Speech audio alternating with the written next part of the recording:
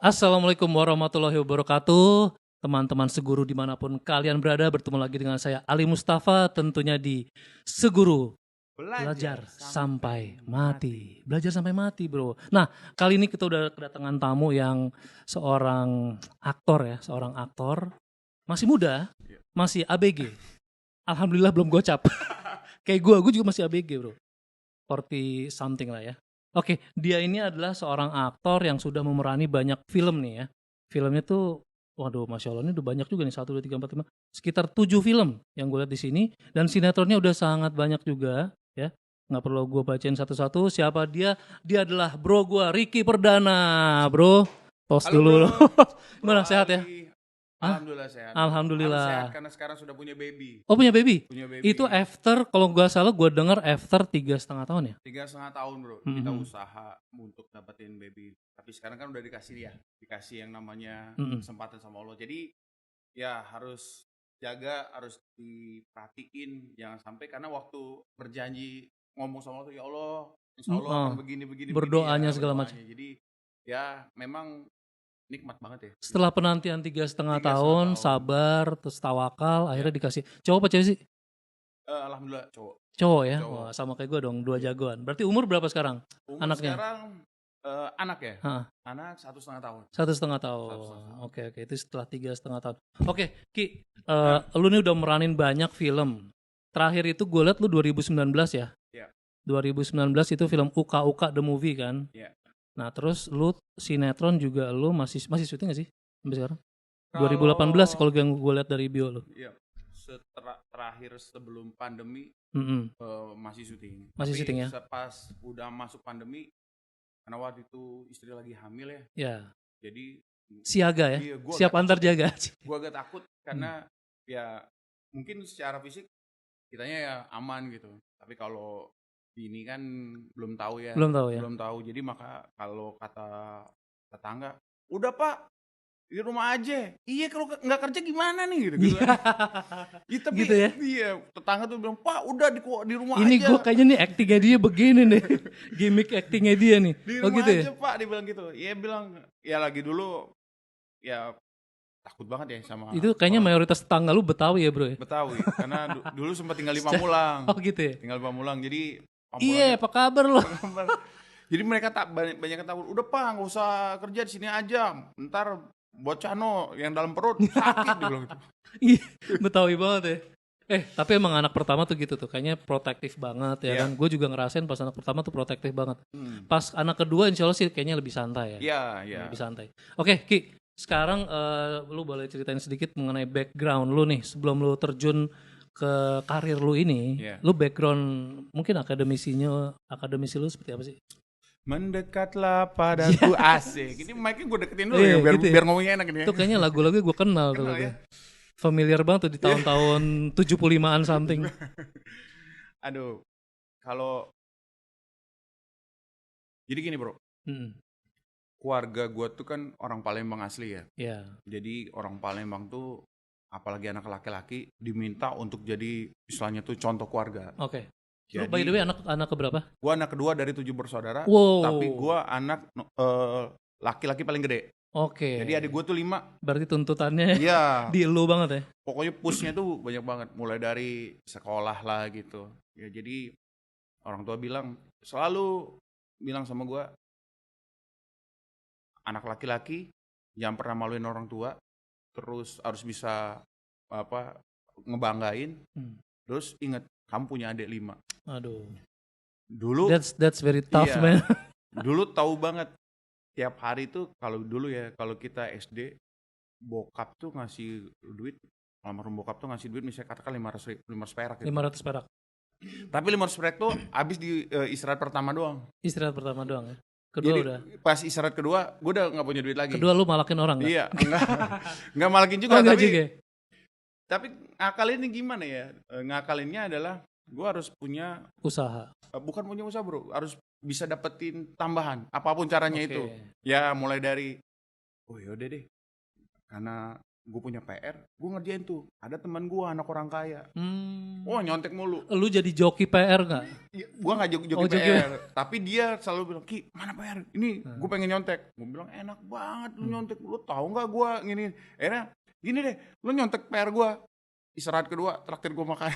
Oke. Gitu, itu smart juga sih. Ya itu yang sering gue lakuin. Cukup cerdas juga ya. Gue pikir lu bahkan beralih langsung buka apa gitu, warung pempek gitu. Warung pempek enggak. Udah banyak. Atau gue jaga parkiran depan, enggak juga bro. Atau jadi begal, karena begal gitu kan dari Sumatera bro banyak. Oh gitu ya. Enggak juga ya. Oke, itu mungkin sekilas mengenai background lo sebelum berkarir. Terus lu SMA di Palembang. Jadi SD Palembang, SMP Palembang, SMA gue di Palembang, tapi tahun terakhir gue pindah ke Bandung. Oke. Dari Bandung sampai kuliah. Nah dari kuliah gue baru. Bandung di mana bro? Kuliah di mana? Perhotelan? Bandung, bukan, teknik industri tenas gue. Oke. Sampai kelar. Terus abis itu sekitar umur berapa tuh ya? 23? 22 ya? 22 lu kelar. Terus abis itu mulai lu masuk karir sebagai aktor itu. Nah itu sebenarnya gimana ceritanya lu bisa terjun situ bro? Jadi, lu background acting lu nggak ada? Nggak ada. Lu bukan sekolah di seni peran? Bukan. Ya kan? Bukan. IKJ nggak juga? Iya. Nah, dulu tuh cita-cita gue tuh pengen jadi tentara bro. Oke. Gue pernah ikut sekolah Taruna Nusantara, tapi di ending terakhir gue gagal. Gue ikut tes Akabri, di ending terakhir gue gagal. Kok bisa ya? Padahal postur lu udah lu tinggi berapa? 175? 180. 180 ya? Belum rezeki berarti bro jawabannya. Oke. Cuman dari itu tuh gue bingung gue harus kuliah apa ya gitu. Karena patokan gue tuh begini, kalau kuliah ikut kayak begitu, kayak Akmil, Akpol, apapun itu bentuknya, berarti orang tua gue nggak keluar duit lagi nih. Betul. Karena adik gue banyak nih, makanya gue pikirnya itu. Begitu gagal, lu kayak orang apa ya? Gue nggak ikut UMPTN, gue nggak pernah mikirin mau kuliah jurusan apa. Tapi begitu gagal, bokap tuh cuma bilang, kalau lu mau kerja, ambillah teknik. Tapi mohon maaf sekali lagi, gue bukan ngecilin jurusan-jurusan lain ya. Betul. Karena kalau ngambil teknik, lu bisa jadi kepala bagian, bisa jadi direktur, bisa jadi apa. Akhirnya gue mikir, oh ya deh. Karena waktu itu gue IPA, ambillah teknik ini dulu. Nah itu sebenarnya gue juga nggak tahu tuh di situ tuh gue ngapain. Nah selama perjalanan setahun dibayarin sama bokap, pas tahun kedua, gue harus bayar yang namanya tuh apa ya, uang semester. Kalau enggak, nama gue tuh ada di papan pengumuman gitu bro. Papan pengumuman. Mahasiswa yang tidak bisa mengikuti ini. Nah itu ada nama gue tuh. Gue telepon sama bokap. Pak, harus bayar sekian. Gak ada duit. Pak, kalau enggak aku bisa ikut. Iya papa gak ada duit. Gimana? Karena orang Sumatera kali ngomongnya keras kali bro. Iya. Akhirnya ya udah kata teman gue. Gue tuh dulu ketua angkatan bro. 180 orang itu. Gue ketuanya. Karena kalau secara fisik di tes atau di gojlok atau di ospek apapun gue kuat. Makanya begitu ditampol, digebukin sama senior dulu, gue udah siap aja gitu. Akhirnya karena siap nanggung segala macam itu, pada waktu itu keputusan gue jadi ketua angkatan. Nah gue berpikir waktu itu bayaran kuliah gue 3.300.000 tahun 2000 berapa itu ya? Pokoknya 3.300.000. Iya. 3.300.000 bro. Kalau satu orang bantuin gue 50.000 aja, sebenarnya cash close. Nggak ada masalah. Benar. Karena lu punya ratusan itu ya. Iya 180 tadi. 180. Tapi begitu gue minta tolong, itu nggak ada bro yang namanya persaudaraan tuh nggak ada. Even satu orang gitu. Nggak ada satu pun. Sampai akhirnya gue tuh pernah dapat hadiah jam dari bokap gue. Nih gue pegangin jam ini. Ntar kalau bokap gue ada duit, nggak ada bro. Itu banget, dari situlah gue udah mulai males ikut anak-anak yang namanya ikut-ikut himpunan. Walaupun di situ gue waktu itu jadi pengurus gitu bro di situ. Karena tahun pertama jadi ketua angkatan, jadi kita ngebagi tiap teman-teman tuh di seksi mana gitu kan. Nah singkat cerita, karena harus butuh duit 3.300.000 itu, gue pulang naik angkot dari rumah tuh kan tiap hari naik angkot. Nah di dalam angkot itu gue ketemu sama fotografer. Nah di otak gue tuh yang namanya mohon maaf fotografer bagian pakaian itu kan agak-agak begitu tuh. Iya. Gue lihat dia ngeliatin gue bilang kenapa nih gue tonjok nih lama-lama orang. Gue bilang kalau macam-macam nih gue udahin aja. Ternyata dia ngomong, Mas mau dipoto nggak? Buset. foto buat apa gue? Jadi naik angkot tuh penuh. Tapi dia nanyanya kenceng juga gitu, ngegas juga gitu. Jadi dia Mas kan gue kan biasa kalau karena rumah gue tuh jauh dari kampus, gue tuh duduk kalau di angkot tuh duduk paling ujung bro, yang dekat kaca. Iya benar. Nah, sama tuh gue juga dulu kayak gitu tuh. Iya, naik mikro 105. naik apa aja pokoknya deket kaca gitu iya. kan. Nah si orang itu tuh bilang, dia ngeliatin, gue bilang ini ngeliatin. Wah ini angle-nya kayaknya pas deh buat gue foto nih. dia ngomong deket-deket kaca lagi kan. Gue deket kaca gitu, dia di sini. Pas udah kosong, gue agak deket pintu mau keluar, mau dia cabut. begini, Mas depan-depan mau foto nggak? Gue bilang foto buat apaan? Ini gue latihan lagi mukanya. Saya nggak pernah. Tunggu, namanya sih bukan sih fotografer gue, jangan dulu nih, majalah mode. Bukan. Dia orang Bandung bro. Orang Bandung. Di Bandung. Oke, Bandung. Terus. Jadi karena foto itu dia nawarin, gue cuma bilang, foto buat apa mas? Buat baju. Nanti kita fotonya di gazebo. Gazebo. Oh enggak tertutup kan? Enggak. Nanti di gazebo aja. Di situ kan banyak taman-taman tuh. Dia bilang, gue butuh model buat outdoor. Oh enggak. Langsung aja gue tembak. Ada duitnya nggak? Pasti ada lah. Dia bilang ada. Oke. Lu nggak tanya berapa? Ya gue dikasih tahu. Oke. Waktu itu gue dapat bayaran foto. Ini bayaran pertama lu nih? Pertama ya, 150.000. Waduh, sama. Gue nyanyi pertama kali juga di Bandung bro. Itu pemilihan gadis sampul cover girl tahun 91. 150.000. Uangnya tuh gue laminating, yang 10.000-nya gue kasih nyokap gue. lanjut terus. Jadi gue dapat 150.000. Nah ternyata dia ini kerja bro di kayak di wedding organizer gitu. WO ya? WO. Nah dia bilang sama gue, Mas kalau Mas Diki kan tinggi, gimana kalau tiap Sabtu Minggu mau nggak MC? Bukan. Dia ngajakin gue tuh jadi model pagar bagus. Pagar bagus sekali jaga itu waktu cepet. Jadi kalau pagi Sabtu lo jaga dari jam 10 sampai jam 1, sorenya lo ada kawinan malam lagi, jadi sehari bisa dapat 200.000 tuh. Lumayan. Berarti seminggu atau Sabtu Minggu gue bisa dapat 400.000. Gue ambil tuh bro. Ambil. Dari situlah gue ditawarin lagi, Ki, mau nggak jadi SPB, Sales Promotion Boy. Jadi kayak ini Bandung semua nih. Bandung semua. Jadi belum di Jakarta tuh. Nah waktu jadi SPB itu bukan SPBU bro. Bukan bro. Kalau SPBU tuh tempat kita nongkrong ya kalau salah. Yang toiletnya bayar dulu ya. Sekarang udah gratis ya bro. Udah gratis, alhamdulillah. Jadi karena SPB itu ketemu sama yang cewek-cewek yang di Pagar Ayu itu, dia nawarin, Kang Riki mau nggak ikut SPB? Gue bilang gajinya berapa? 175.000 bro. Lebih naik lagi ya. 175.000. Nah naik. Akhirnya dapatlah dari 175 tuh gue kerjain, akhirnya dapat 200.000. Nah cewek, akhirnya gue jadi TL tuh, tim leader. Jadi gue nggak kerja tapi gue mantau semua anak yang buah. Ya gitu. Itu anak buah ada berapa yang? Ada 8 lah. 8 ya. Sip pagi 4, terus sip sorenya 4, pulangnya gue anterin pakai mobil. Berarti gitu. Sehari itu 2 shift itu ya, pagi sama sore. 175, 200.000, gue bisa dapat sehari 400.000 bro gitu. Akhirnya kuliah gue atur dari Senin sampai Jumat, Sabtu Minggu gue udah pasti kerja begitu. Kerja kayak gitu ya. Cewek-cewek inilah yang ngasih jalan buat gue. Kang, boleh nggak katanya? Kita izin mau casting. Itu by the way umur lu waktu itu umur berapa tuh? Gue lagi semester 5, berarti umur 21. 21, oke. Iya, 21-an lah. Kang, boleh nggak kita ini, dia bilang, kita mau casting di mana? Di radio di Bandung, namanya Radio 99ers di Berry Tower. Berry Tower dulu. Berry bilang, boleh tapi maghrib ya. Maghrib jam 6 sampai jam 7. Lebih dari situ jangan, karena nanti yang punya event datang. Iya. Ya itulah, waktu itu gue nganterin mereka casting. Nah dari casting itulah bro, gue nangkring kayak depan gitu, mereka naik ke atas, gue ketemu sama orang castingnya MD. Karena waktu itu MD sama Trans TV bikin kerja bareng untuk bikin sinetron waktu itu. Nah gue lagi nunggu di bawah, dia ngeliatin, Mas ngapain sini? Gue bilang nganterin teman. Oh yang tadi cewek-cewek ya? Iya. Maksudnya, jadi lu nganterin mereka karena gua, bukan lu diajakin casting.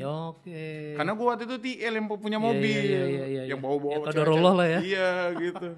Karena terus karena mereka lu diliatin, ditanyain, Mas ngapain gitu? Ngapain? Gue bilang gue nganterin temen tuh. Oh yang tadi ya, aturannya udah habis tuh.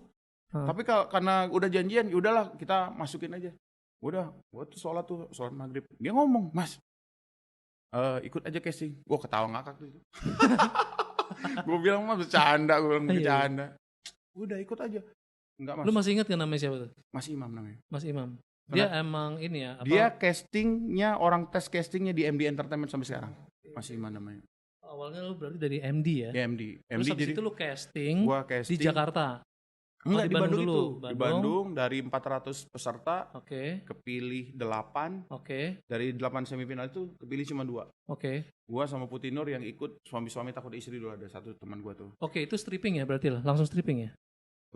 Waktu itu buat judul sinetron ya, Bro. Tapi gue nggak tahu bakal dapat stripping apa nggak, karena waktu itu begitu ketemu sama Sanjay, ketemu sama Pak Manut, gue tanda tangan kontrak tuh 600 episode langsung. Wah, Masya Allah. Eksklusif. Iya, cuman kan orang bego tuh mikir 600 kali, let's say katakanlah misalnya 1 juta, wah duit gue udah 600 juta nih, padahal duitnya belum ada, Bro. Oh gitu. Kan duitnya belum ada. Belum. Dulu zamannya weekly, belum ada stripping. Oh, weekly ya. Jadi kalau seminggu lu kerja, berarti gue seminggu 2 judul. 2 judul berarti gue gajian 2 juta nih. Kali 4, 8 juta. Dulu dapetin duit 200 ribu aja. Tentang banting, Pak. Tapi jadi, itu pembayaran mundur kan? Ya. Gitu kan? Sebulan, 2 bulan, 3 bulan. Jadi tiap per bulan gitu ya? Nah itulah gara-gara itulah, Bro. Titik itu startnya dari situ ya berarti ya? Terus akhirnya lu mulai pindah domisili ke Jakarta. Setelah lulus kuliah. Nah di Jakarta sendiri lu ngekos kah atau di nebeng di rumah teman atau gimana? Pertama kali itu karena sama ada temen tuh, jadi pernah temen tuh ikut SPB di Bandung, dia ternyata orang Jakarta, terus ke sana. Nah, cuman kalau kita tinggal tempat orang tuh, Bro, udah ketahuan kalau dia tuh nyaman gak nyaman. Kalau sehari benar.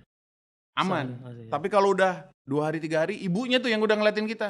Mas Riki, Nak Riki nggak keluar, nggak pergi, nggak ibu belum ada ini. Karena dulu waktu habis kuliah, Bro, inget banget itu kita tuh yang namanya dipanggil syuting tuh belum tentu hari ini syuting. Benar. Mas, standby Jakarta. Nah, mau nggak mau, ya udah deh, gue cuma bingung gue tempatin di mana. Duit nggak ada untuk itu, karena ngekos di sana itu 750.000 pertama kali gue ngekos di daerah Tanah Abang tuh. Nah, kenapa gue milih di Tanah Abang? Karena MD dulu di Tanah Abang. Biar alasannya, jadi kalau kosan di MD itu pagi-pagi gue bisa ikut genset. Mobil genset. Pulangnya gue bisa toughnya genset itu. Jadi sebenarnya kalau syuting udah kelar gue nungguin mereka. Tapi paling nggak makan gue aman. Makan pulang-pulang bawa nasi kotak, besok buat sarapan tuh udah ada. Jadi duluan datang tuh nggak bikin telat, tapi ternyata itu jadi nilai pujian buat orang casting. Oh, Riki on time. Padahal gue sebenarnya on time gitu. Karena nggak ada ongkos aja, Bro. Nggak tahu syuting di Depok, nggak tahu syuting di Cibinong. Itu ngeselin sih. Iya. Udah ada callingan tapi nggak syuting. Nunggu belum jalan karena waktu itu Mbak Tamaranya. Tamara siapa nih? Tamara Blazinski. Jadi lu in frame sama Tamara Blazinski. Iya, itu satu scene pertama. Gue inget banget syuting satu scene pertama itu gue sama beliau. Mas, jangan telat. Callingan jam berapa, Mas? Jam 6, jam 4 kalau bisa udah sampai lokasi. Frame pertama kali lu syuting, lu sama siapa? Tamara. Sama Tamara Blazinski. Itu perdana lo? Perdana gue. Sesuai sama nama gue Perdana. Riki Perdana. Paket perdana ya. Iya. Tamara Blazinski. Berarti waktu itu Tamara Blazinski masih sama suaminya ya? Kalau nggak salah. Kayaknya belum. Belum ya? Belum. Kayaknya belum. Masih. Itu judulnya apa tuh yang Gol ya? Gol. Jadi sepak bola. Iya, terus di situ lu syuting berapa episode? 13, jadi 13. Karena itu weekly ya, jadi itu kurang lebih 3 bulanan ya. Tapi waktu itu gue langsung dapat 2 judul, jadi Senin sampai Rabu khusus buat Gol, Kamis sampai Sabtu tuh gue judul lain. Pas lu syuting pertama kali lu dapat script das, itu berapa hari sebelumnya lu dapat script? Atau pas on the spot lu baru dikasih script? On the spot. Ceritain bro gimana tuh? Nah ini tegangnya lo berhadapan sama Tumblr. Ya kan? Jam 6 callingan syuting. Jam 4 dia minta jangan sampai telat karena kalau telat Mbak Tamara suka mood. Cabut. Iya, suka mutan. Jadi Mas Riki kalau bisa big star deh. Iya, Mas Riki kalau bisa one take ya, jangan sampai salah. Aduh. Itu yang nelpon gua tuh tapi itu berapa halaman tuh? Enggak, waktu itu adegannya enggak banyak, cuman pendek itu doang. Jadi ceritanya di situ tuh gua tuh jadi anak bandel di sekolah. Nah, dia jadi pelatih sepak bola gua gitu. Intinya begitu. Cuma dia bilang jangan sampai telat, jangan sampai salah, jangan sampai apa. Karena kalau dia ngelapor Pak Manus, kamu out. Gue tuh di situ, dari pagi sampai menjelang jam 4 jam 3 gue pergi tuh. Wah, gitu-gitu gue. Iya, enggak, gini. Yang gue bingung nih ya, kan lu belum punya pengalaman acting juga gitu loh, bro. Iya. Apakah lu sebelumnya research lu gimana sih? Apa lu lihat apa? Ya dulu YouTube masih belum ini juga ya YouTube ya. Iya. Lu nonton TV terus sinetron terus lu panteng terus lu acting sendiri di depan itu cermin atau gimana gitu? Jadi kan gue udah dikasih metode lu. Iya, gue waktu itu dapat karena dibayar sama MD duluan. Jadi ada ngomong gue, Mas, saya kalau nggak syuting saya udah seminggu nih di Jakarta. Kapan saya syuting? Kalau nggak, saya pulang. Saya bilang gitu. Seminggu lu parah. Iya, kata Mas aja, udah kalau nggak gini aja, kita bayar kamu 2 episode langsung. Tapi nanti tiap episode itu dipotong 10%. Enggak apa-apa Mas, dia bilang. Yang penting saya ada uang dulu. Iyalah, ada uang dulu. Nah, dia ngasih masukan tuh kosan di situ. Nah, karena di kosan itu tuh rumah susun dulu, bro. Gue jujur, kosan dulu rumah susun di Tanah Abang itu. Jadi tetangga gue tuh punya TV. Jadi selama seminggu gue belum ada callingan, gue tuh nontonin TV terus. Iya. Oh sih itu. Ngeliat beda-beda peran. Iya. Gitu ya. Oh itu actingnya begini, gue liatin gitu. Terus kalau pintunya kebuka lagi, gue langsung keluar dari kamar gue liatin. Karena dulu kayak jendela aja gue tutupnya pakai koran, Pak. Tuh, teman-teman Seguru tuh belajar nih, pembelajaran juga. Jadi kita emang namanya otodidak ya. Jadi apapun kesempatan yang bisa diambil ya, itu emang harus kita grab bener-bener. Karena momennya kapan lagi. Karena waktu gue izin mau ke Jakarta itu bokap gue gak ngasih. Karena kata bokap gue, keluarga kita tuh gak ada keturunan atau pemain sinetron. Kamu pemain sinetron. Lu lawan arus. Iya, gak ada. Gue diem. Kalau memang papa gak boleh, gak apa-apa, aku bilang gitu. Coba ngomong sama mama kamu. Nah, gue ngomong tuh sama nyokap, Mah 2 bulan, 3 bulan, sampai 6 bulan kasih waktu aku. Kalau misalnya enggak, aku nanti kerja. Kalau misalkan enggak sukses atau aku ini itu kuat nggak kamu? Kuat. Hati-hati di Jakarta. Pesan nyokap gue begitu doang. Mau percaya sama aku kan? Aku nggak pernah merokok, aku nggak pernah aneh-aneh. Pokoknya ini, ya udah. Nah itu begitu seminggu nggak ngapa-ngapain di Jakarta, lu tiap hari tuh harus Ricky lagi ngapain? Oh lagi ketemu lagi ngobrol, lagi belajar acting. Iya. Padahal bro itu ngaca sendiri gue di rumah sama ngeliatin TV. Ini menarik nih teman-teman semua nih. Jadi maksudnya gue nggak bisa ngebayangin gimana lu ke dalam kondisi kepepet kayak gitu. Sementara lu masuk ke dunia yang benar-benar totally new buat lu. Betul. Iya kan? Dan gak ada. Dan lu nggak ada uang juga gitu. Lu nggak ada modal. Bro. Dan lu, masya Allah ya maksudnya. Memang Allah arahkan jalannya seperti itu untuk lu bisa menempuh karir yang baru gitu. Iya, tapi gara-gara itu jadi gue jadi agak sedikit apapun yang terjadi kalau lu nggak sendiri ya lu nggak bisa sendiri ya nggak akan bisa karena di Jakarta tuh begitu. Iya. Survival mode-nya lebih gila lagi gitu. Karena kalau gue ngadu misalnya Pak belum syuting, Pak nggak ada duit, itu. Bokap gue pasti pulang. Mencak pasti. Pasti apain kamu situ? Pulang. Pasti jawabannya gitu aja. Tipikal bapak pasti gitu sih. Iya. Nyokap udah bilang. Kalau nyokap masih bisa nego-nego nyokap tuh lah. Paling dia tahu kalau yang namanya nyokap tuh tahu karena dia iya jadi sakit ya lagi enak badannya dia udah tahu makanya kalau ketemu nyokap nelpon ya mah ya mem apa kabar mem ini lagi ini biar dia happy biar dia happy jangan sampai tapi sorry by the way bokap nyokap masih ada ya bokap udah meninggal benar. Nyokap yang masih ada sekarang, ya. Masih sehat alhamdulillah masih sehat oke ya kalau gitu tadi sih emang udah gue pikirin juga gitu maksudnya setelah itu setelah scene episode produksi lu yang itu setelah itu karir lu mulai mulai tawaran mulai masuk tuh biasanya tang orang lihat 13 episode alhamdulillah sih bro dari situ tuh udah mulai tapi lu eksklusif kan di situ berarti jadi lu nggak bisa lompat ya cuman itulah ketika kita tuh eksklusif godaan setan tuh banyak Ricky ke PH ini ayo gue bilang bayarannya sekian padahal itu cuman bohong banget bro karena setelah gue keluar dari MD pun nggak ada yang seperti itu godaan aja bro karena gue yakin mereka tuh temenan coba si Ricky lu tawarin digoyang lah ya mau nggak lo gitu ya itu cuman karena waktu itu memang gue karena nggak pernah lupa sama MD jadi kadang-kadang kalau MD nawarin gue ambil dia duluan walaupun mungkin dari nilai sisi ekonominya beda gitu bro gitu tapi karena ya karena gue bilang itu rumah gue ya gitu. Karena pecah telurnya lo di MD. Gitu. Karena mungkin belum tentu udah di PH lain langsung ngasih gue eksklusif. Benar. Tapi ini mereka makanya gue juga kaget artis baru langsung ditawarin eksklusif, canggih juga. Terus ya sama karena itu mulai belajar syuting, nah ada satu penyakit nih. Karena muka dulu tuh gak pernah dibedak-bedak bro. Ini muncul jerawat nih gitu ya. Lu pernah gak dihina muka gara-gara itu? Itu gue pernah ngalamin. Jadi make upnya mas mukanya mas jerawatan masa artis mukanya begini oke. Terus pemain satu frame bro Lu jangan deket-deket gue ya, jerawat lu nular tau gak? Dia bilang gitu. Parah. Serius bro. Serius. Cowok cewek tuh? Cowok pak. Oh my god. Kalau cewek mah gue mah cucot. gue pikir satu nih. Aduh. Dan yang ada satu lagi, begitu makeup orang kostum tuh bilang, orang makeup tuh bilang, Mas coba tuh lihat Mas itu mukanya bersih, coba deh berobat. Misalnya syuting sama Ali nih, oh iya mukanya Ali bening ya gitu ya. Ya udah, gue deketin tuh, bro, muka lu bersih banget bro. Iya dong, dirawat. Dia bilang gitu. Oh, gue nggak pernah bro, laki abis syuting tuh dirawat dong, ini. Iya, gue nggak pernah, karena dulu tuh nggak pernah ngerti pak. Pulang syuting gue tidur. Ya iyalah. Nggak pernah mikirin yang, ya Allah Cin, pakai yang gitu-gitu nggak pernah gue gitu. Yang pakai yang, pakai susu pembersih atau toner gitu nggak pernah pak. Sampai akhirnya tuh gue tanya sama dia, lu berobat di mana? Sama si makeup artist? Sama pemain yang mukanya bersih. Okay. Lo tau jawabannya apa, Li? Apa tuh? Ini mahal, lo gak bakal mampu bayarnya. Sakit ya? Agak-agak kejiwaan sih kayaknya. Gue bilang, gue seumur-umur belum pernah sih yang kayak gitu sih. Dan lo tau nemuin kayak gitu. Itu ngomongnya bro. Separah-parahnya gue mulai syuting tuh start pertama kali tuh Indosiar. Gak ada tuh.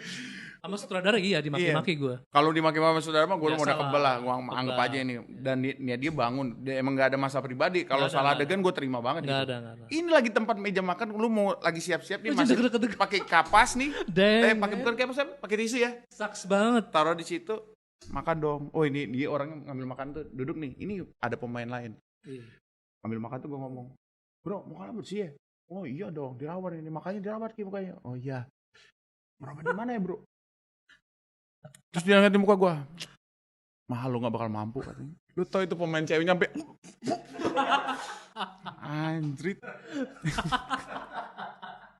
Iya, gue bisa kebayang. Lu tau bro itu rasanya nasi pengen gue balikin pak. Kelar tuh udah produksi. Cuman dia peran utama pak. Iya, gue masih berapa episode lagi nih.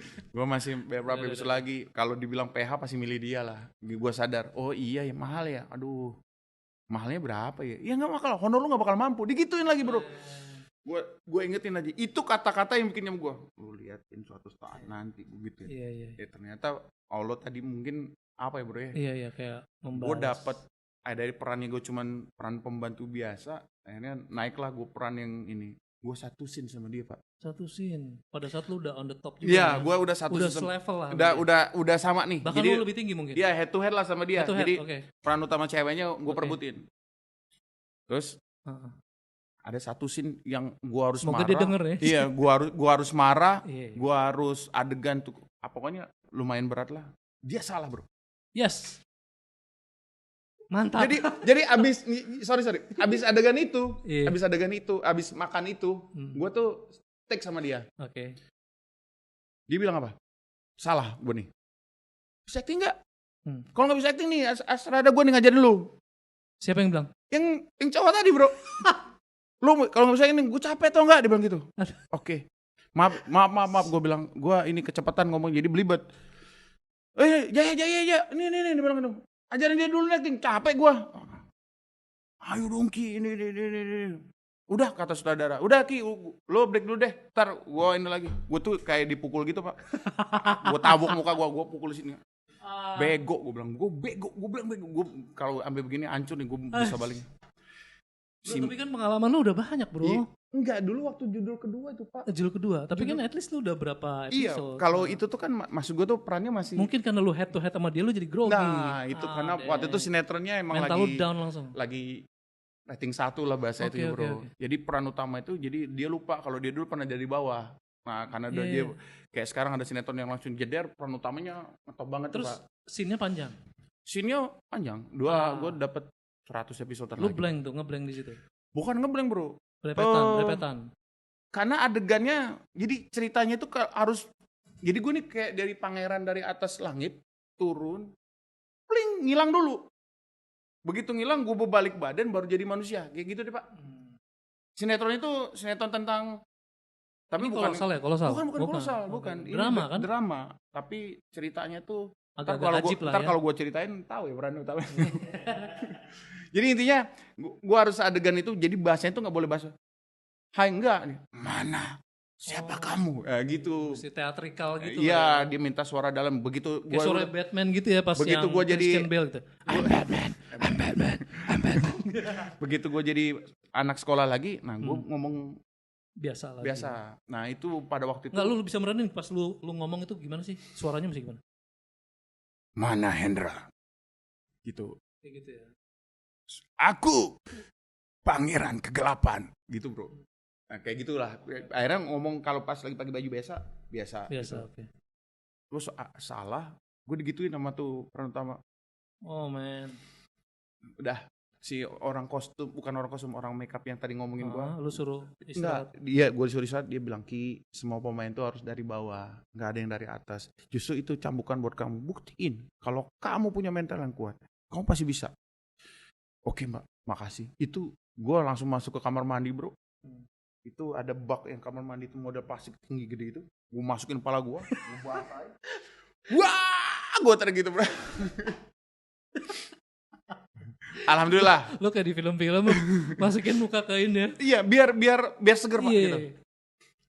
Kan kalau kadang-kadang ya ada beberapa cara orang untuk menghilangkan stres, pressure tuh ada. Kalau gue mungkin bener. kayak gitu. Ada yang gue juga pernah sih kayaknya kalau gue di mobil deh kalau nggak salah. Teriak. Iya, kalau gue teriak dan di gue mobil. masukin dulu muka, gue bersihin. Waktu gue teriak. Gue kalau waktu itu ya, gue dimarahin sama sutradara itu pokoknya gitu. Itu pada saat gue adegan fighting bro. Adegan fighting, lawan gue pakai pisau bro. Pisaunya sih pisau bohongan. Cuman tetap aja namanya tajam ya enggak bro. Iya. Pas dia mau begini, gue kan agak-agak takut lah ya kan. Iya. Lu bisa acting gak sih lu? Hah? Bisa belum? Gue baru mulai acting ini, gue bilang gitu kan. Gue baru mulai bos. Gue bilang itu dia juga pakai pisau gitu, takut kena mata gue. Kayak gitu. Nah itu langsung gue ke mobil. Bentar. Gue ke mobil gue teriak. Terus begitu sudah selesai syuting gitu bro, begitu udah selesai syuting ya lewat tuh. Nah gue bilang tadi balik lagi gue satu nih peran sama dia, ketemu lagi di judul kedua. Okay. Judul kedua. Ntar lu judul kedua yang tadi. Yang jadi itu judul tuh udah kelas nih bro, udah bungkus ceritanya. Udah bungkus. Lu nggak ada di situ di. Enggak, jadi syuting sama dia tetap kan aman tuh. Aman. Tapi scene gue tuh cuman dikit-dikit, nggak banyak kayak yang sekarang. Nah begitu adegan yang kedua nih, gue selalu inget sama dia tuh. Ini orang ketemu lagi nih sama gue. Jadi ada adegan panjang, blablabla. Salah dia bro. Dia yang salah? Dia yang salah. Gue diemin 1 kali. 2 kali, 3 kali. Gue pernah kayak lu. Lu bilang gitu? Gue pernah kayak lu. Ada teman gue ngasih tahu, lu mendingan belajar dulu sebelum masuk stage. Iya. Dibayar tunai ya. Bayar tunai. Tapi gue nggak marah bro. Gue santai aja. Bro, gue pernah kayak posisi kayak lu. Ada pemain gue bilang marah-marahin gue. Lu harus bisa. Kalau enggak, lu minta tolong sama Asrada. Nih, kuncinya minta tolong sama Asrada. Siapa tahu Asrada bisa ngasih solusi dialognya yang belepetan. Bisa tuh gue gituin. Terus ekspresi dia gimana? Dia ngeliatin gue. Maafin ya Ki. Keren. Gitu ya. Tuh, makanya nggak bisa inilah, nggak bisa underestimate lah. Gak ya boleh kan? bro. Ada saatnya kita juga boncos juga. Ya nggak boleh gitu nganggap kan? apapun yang depan Jangan kita. Jangan karena siapapun. Allah tuh ngasih jalan apapun untuk orang berubah. Gitu. Mau itu siapapun ya. Kadang-kadang di saat kita tuh tertekan, justru dia bisa bangkit dan itu powernya tuh lebih hebat daripada itu. Itu sih. Di situ titik balik lo ya, momentum. Ya. Nah, Oke, Tadi kan kita udah bicara karir lo. Nah sekarang saat ini nih, untuk saat ini yang lo kerjain apa nih kegiatan lo yang? Kalau ya di rumah ya, di rumah ya sekarang jadi ayah gitu ya. Oke. Pokoknya sekarang nih udah ada baby, golden time banget ya. Gue bisa lihat perkembangannya dia gitu, karena itu menuhin janjinya gue juga sama Allah bahwa gue nggak mau nyanyain apa yang Allah kasihin itu, dan Allah percayakan amanah lah gitu. Karena punya anak tuh kebagian, di situ juga ada dosa gitu Pak. Kalau sampai kita baik, kita bakal dapat pahala jariahnya, tapi kalau sampai kita orang tua nggak benar ya kita bakal dapat dosanya selama dia belum. Iya. Ya apalagi nanti kalau jadi anak nauzubillah anak yang nggak benar lah gitu. Iya. Itu sih. Nah itu kalau dari kerjaan syuting, gue udah mulai nggak ngambil dulu untuk drama, karena kalau drama sekarang satu bayarannya lama ya, Yang kedua, minta turunin honor ya. Gue udah males banget tuh kalau udah nego-nego. Gue bilang harga gue nggak pernah naik. Kecuali kalau hari Senin harga beda gitu. Enggak, ini gue bilang harga gue sama dari dulu gue. Kenapa lo minta turun? Dia bilang iklannya sepi Ki. Iklan tuh lagi ini. Gue cuma bilang waktu TV lagi rame iklan, honor gue nggak pernah naik. Iya benar. Kenapa? Sepi. Ih gila lagi sepi lo minta turunin. Dan gue bilang jam kerja sama. Porsi kerjaannya sama. Nggak pernah tahu kita pulangnya berapa. Kecuali kalau bilang kalau lu mau betul gue ambil jam 10 malam. Enak tuh gue. Jadi kalau misalkan kolosal lu ambil? Kalau drama lu ambil? Kalau sama sekali sinetron nggak lu ambil? Kalau kolosal itu bro, kolosal modern yang gue ambil. Karena kalau kayak dari Genta Buana gitu, gue nggak pernah. Jadi kayak MD itu buat turun, ekspresi, berantem sat, tapi abis itu kita diganti sama stand-in. Iya benar-benar. Kalau adegan itu bisa gue lakuin sendiri. Tapi kayak model jungkir balik. Oh nggak mungkin lah. Iya atau kebakar api muter-muter sampai jatuh ke terjun gitu. Stand-in itu bro. Gitu. Jadi ya. Kalau untuk drama sekarang enggak, jadi sekarang gue lagi coba untuk berapa usaha ya? Oh gitu. Ada beberapa usaha? Iya beberapa usaha gitu. Yang lu jalanin sama istri lu juga ya? Kalau istri lu masih syuting juga atau istri udah ngurusin anak aja lah ya? Karena kemarin gue udah kasih kesempatan dia untuk syuting, gue gak pernah larang dia. Tapi alhamdulillahirobbilalamin, ya gue dapet jodoh yang paham begitu dia hamil tahu dia berhenti. Oke. Tanpa gue harus minta, sayang kamu hamil ya, jangan berhenti. Gue gak perlu ngomong itu, dia udah. Oke. Terus kalau untuk channel YouTube gue sempet lihat lu postingan terakhir sekitar 8 bulan yang lalu ya? Setahun yang lalu lah. Setahun yang lalu ya? Lu udah nggak maintain lagi ya? Enggak, karena apa ya bro? Semenjak pas pandemi ini juga bingung kita mau create apa gitu ya? Iya, karena kalau ya itu tadi kadang-kadang gue tuh suka ngaca sama diri gue sendiri. Dari gue, nih kayak gini lo ngundang gue podcast gitu. Apa sih yang menarik dari gue? Gue nggak ada yang kalaupun ada yang menarik mungkin ya yang teman-teman tapi story lu itu menarik loh. Iya, storynya untuk bisa menginspirasi orang untuk apa ya bisa survive gitu loh. Kan survival mode itu kan susah bro, orang perlu inspirasi juga. Ada part yang mungkin bisa diambil tapi kalau kadang-kadang kita tuh suka gini bro, gue nggak ada yang ya katakanlah ya kayak teman-teman entertainment yang lain kan mungkin banyak banget yang bisa diambil cerita aja. Jadi kadang-kadang nguliknya tuh belum apa-apa gue udah keder-keder duluan pak gitu. Misalnya mau ngomongin soal liburan, mungkin yang lain liburannya lebih hebat daripada kita. Atau mau ngomongin soal bicara konten lah ya. Iya, mungkin rumah orang. Iya. Lebih ngomongin soal keluarga mereka mungkin lebih nih. Jadi kadang-kadang belum apa-apa tuh gue udah. Oke. Enggak deh, jangan deh saya. Dilemanya di situ. Iya, gue tuh nggak ada yang untuk bawa posting aja. Nah, kenapa waktu itu bikin? Karena gue pengen bikin itu dari istri gue hamil. Sampai ngelahirin kemarin. Nah itu karena gue pengen paling enggak yang namanya umur gak ada yang tahu. Paling enggak anak-anak gue tahu dulu perjuangan bener. gue sama istri untuk dapetin kamu tuh gini loh. Kayak dokumenterinya lah gitu ya. Bro, kurang lebih. Dokumenteri pribadi. Iya. Nah terus pas pada saat pandemi kemarin ini kita semua kan ya tahu sendiri lah porak-poranda lah ya gitu. Nah itu lu bisa survive-nya apa tuh? Syuting gak ada mungkin terus. Nah itulah bro. Apa nih kalau yang kita bilang bisa lu share?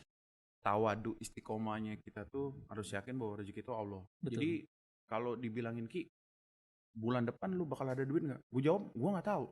Tapi kalau lu jawab nggak tahu, sampai kapan ya? Berarti lu nggak percaya sama Allah. Benar. Jadi gue cuma pikirnya, masa sih Allah nggak ngasih gue rezeki? Jadi kadang-kadang bro, kalau orientasi kita duit, kita nggak dapat duit, kita kecewa. Benar. Gue kadang-kadang begini, gue kayak begini ya. Orang dulu susah untuk dapetin makanan.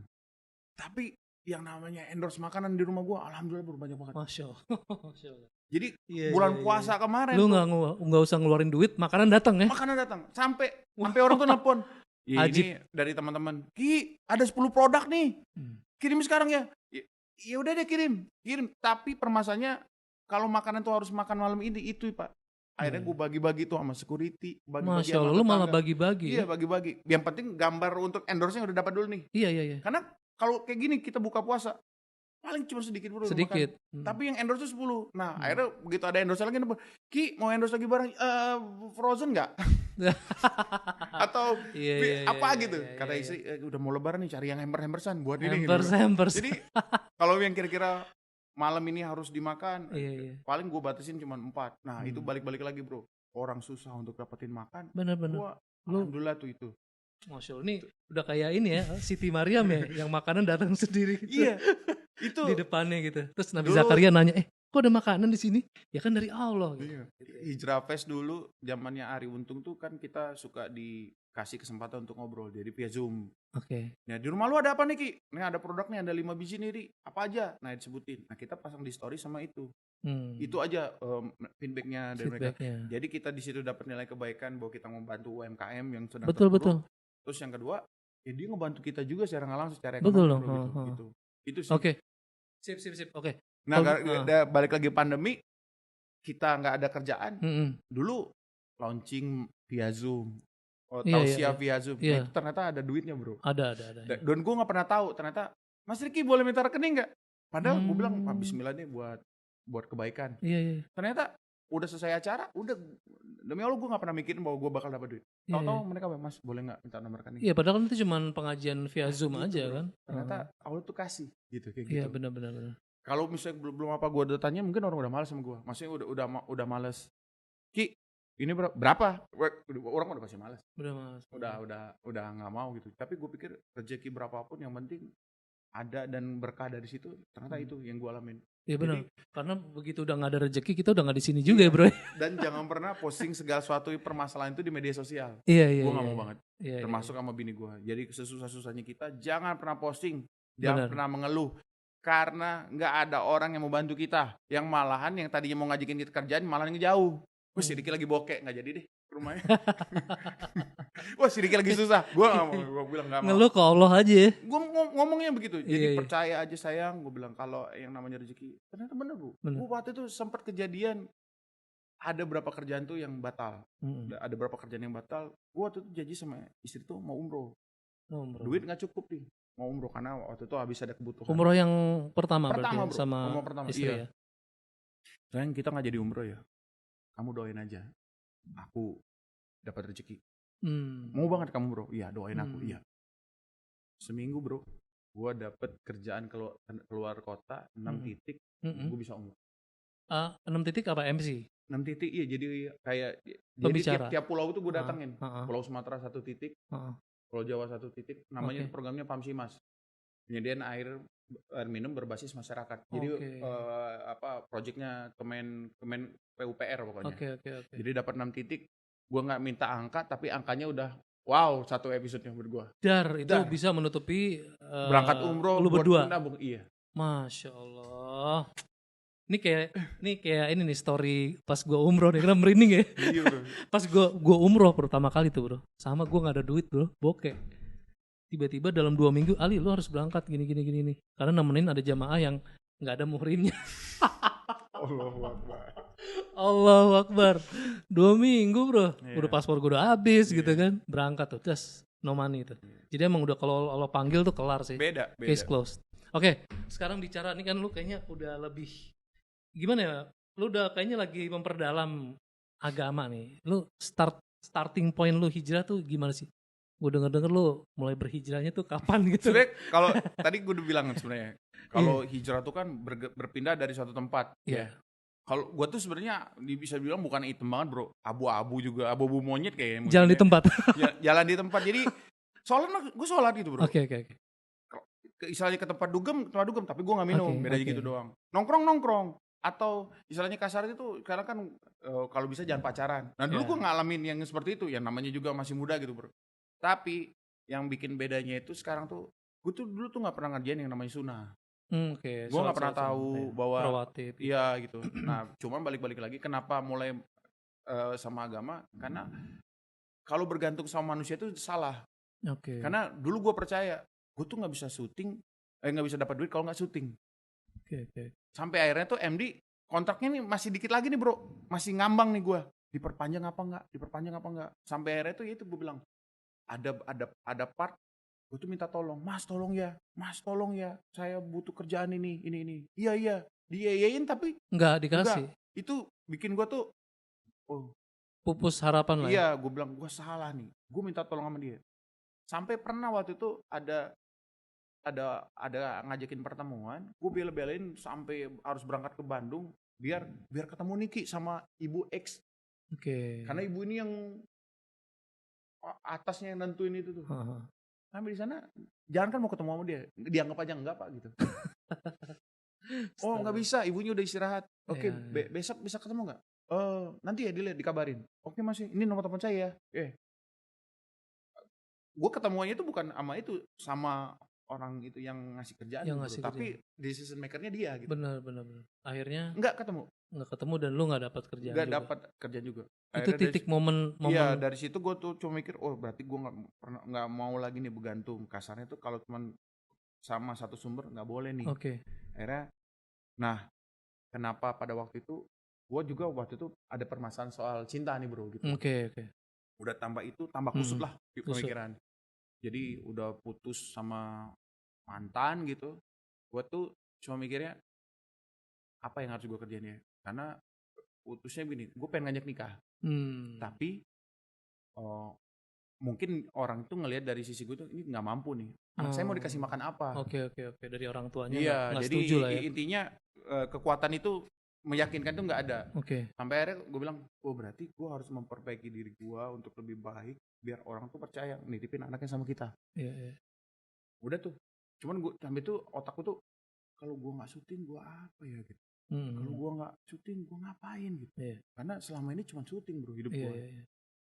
Nah, waktu itu inget banget gue sebelum ada kejadian itu bokap gue sempat sakit.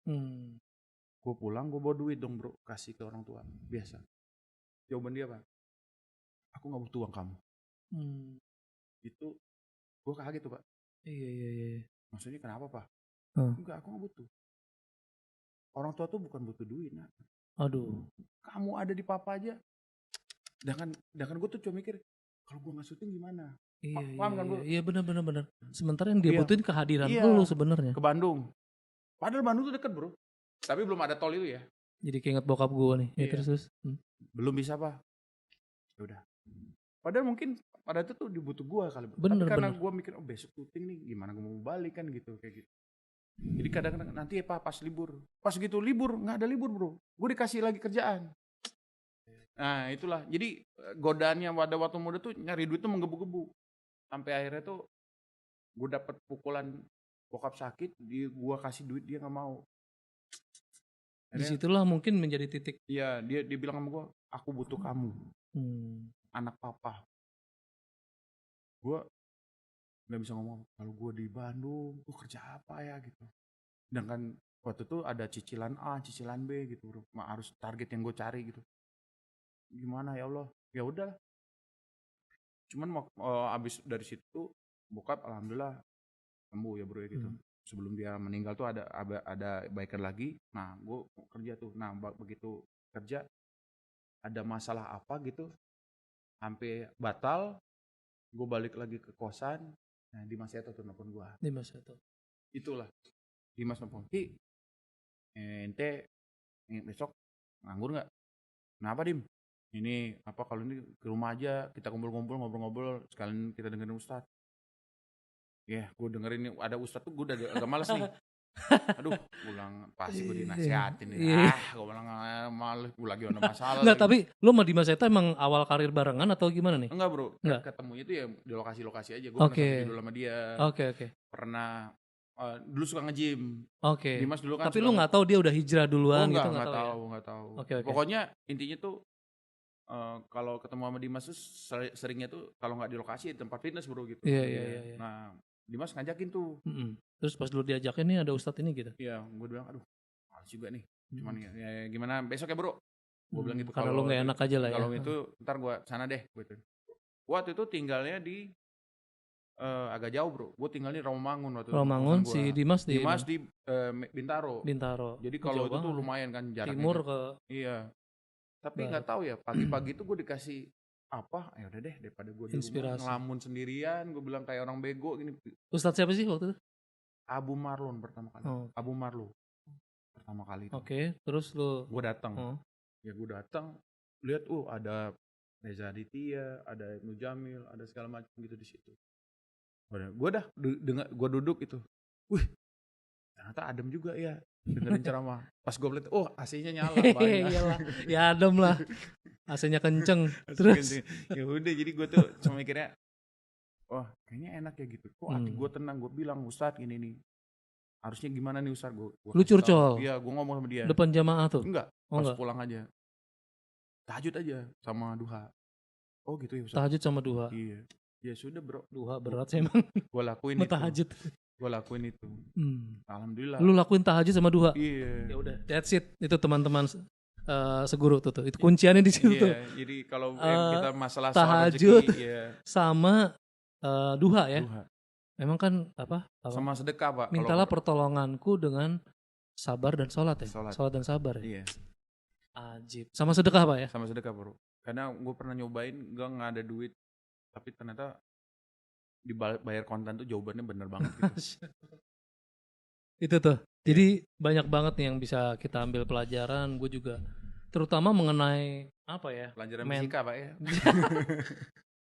Yang ini yang gue salut ini bro, mental lu pada saat lu yang itu tadi, yang pada saat lu mulai ke Jakarta segala macam, rintangan, tantangan itu, ya apalagi lu anak cowok paling tua gitu kan. Yeah. Jadi tuh bebannya tuh bisa nemprok semua di dia gitu kan. Iya, apalagi kalau pulang tuh kita kayak jadi ya gimana ya bro? Oh, gue bawa duit nih ke Bandung.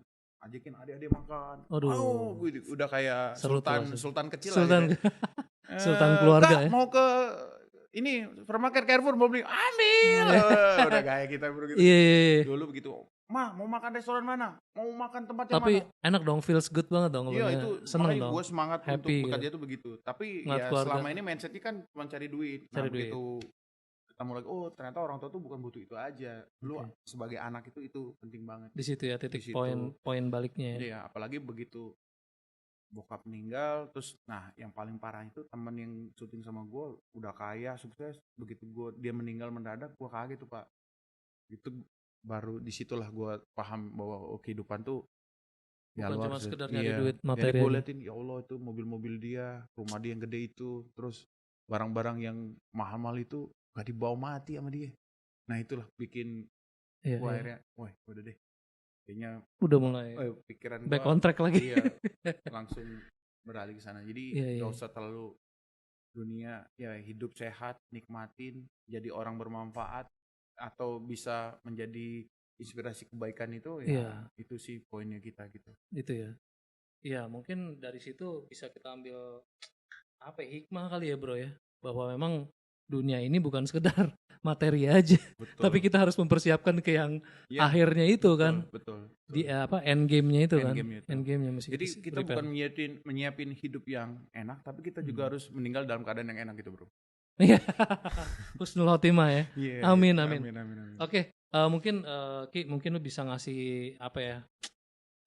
Semacam motivasi lah buat teman-teman seguru nih dimanapun berada. Apa sih yang bisa lu sharing mengenai hidup ini nih, apalagi khususnya setelah lu udah memahami dunia, bahwa dunia ini ada sisi spiritualnya juga gitu kan, bukan sekedar fisikal nyari duit aja. Ada nggak yang bisa lu share sebagai closing statement lah dari lu? Ya buat seluruh teman-teman atau siapapun yang menyaksikan channel YouTube dari sahabat saya ini, Seguru Berilmu Sampai Mati ya. Ya kalau yang gue rasain sekarang di saat umur udah 40-an gitu ya. Jadi hidup itu ternyata singkat. Singkat banget. Nggak berasa dulu gue perasaan masih kecil aja. Sekarang udah Toto udah kuliah. Toto sekarang udah punya anak. Toto muka udah kerutan. Toto udah uban udah ada. Terus dulu yang anak-anak kecil sekarang udah perannya gede. Jadi ternyata hidup tuh singkat banget. Cepet ya. Iya, jangan lupa bahwa ya kehidupan ini nih kalau kita nggak buat kita berubah ke arah baik, ya nggak ada yang bisa nolong kita selain amal ibadah kita gitu. Karena kematian itu dekat banget, kita nggak pernah tahu, kita nggak bisa request bahwa kita pengen, cuma kita bisa berdoa. Nah ketika kematian itu datang, kita yang nggak bisa bawa bekal apa-apa, itu bakal jadi penyesalan yang luar biasa. Dan sekarang kita jadi orang tua, ya pasti pengen lah yang namanya orang tua tuh anaknya jadi anak yang soleh. Nah kita juga harus ngaca sama diri kita. Sudah baikkah kita, sudah pengen anak kita hafiz? Emang kita kamu udah suka hafiz? Iya, emang kamu suka baca Al-Quran? Iya. Jadi alangkah lebih baiknya tuh melakukan sesuatu itu dengan memberi contoh. Jadi kalau memang itu nggak bisa jadi hafiz Al-Quran, paling tidak kasih anak kita bahwa ini Al-Quran harus kita baca. kalau pengen kita menjadi orang yang selalu bersedekah, ya kasih bagaimana caranya, contoh ke dia bahwa ya kita harus jadi orang yang selalu bersedekah gitu. Dan restu orang tua itu paling penting, karena hidup tanpa restu orang tua, apapun itu yang kalian lakukan nggak akan pernah berkah. Karena yang kita cari itu selain dapat rezeki, berkah itu yang harus kita raih. Karena kita berbuat baik, tapi belum tentu Allah ridho sama kita untuk masuk surga. Benar. Jadi kalau nyangkut karena ya mungkin kita harus flashback lagi di hati kita nih, ada dosa apa atau perbuatan apa yang pernah kita lakukan tanpa sengaja menyakitin orang lain, menghalangin kita. Jadi ya alangkah lebih baiknya kita ya koreksi dan jadilah orang yang introspeksi diri ya buat orang banyak. Oke, mantap. Oke, Ki, thank you banget Ki atas kehadiran lo. Enggak bisa bro, gua harus 2 jam di sini. 3 jam kalau bisa bro. 3,5 jam. Ki, thank you banget Ki ya. Sama-sama. Salam buat istri, buat anak juga, dan tentunya buat keluarga. Dan semoga lo sukses terus, sehat terus, berkah, dan jangan lupa untuk terus-menerus menyebarkan kebaikan. Amin. Thank you banget bro. Sama-sama. Oke. Sukses buat Bro Ali. Ya, teman-teman Seguru, terima kasih banyak, dan tentunya kita akan lanjut lagi dengan episode-episode berikutnya. Tentunya di Seguru Belajar Sampai Mati. Wassalamualaikum warahmatullahi wabarakatuh. Waalaikumsalam warahmatullahi wabarakatuh.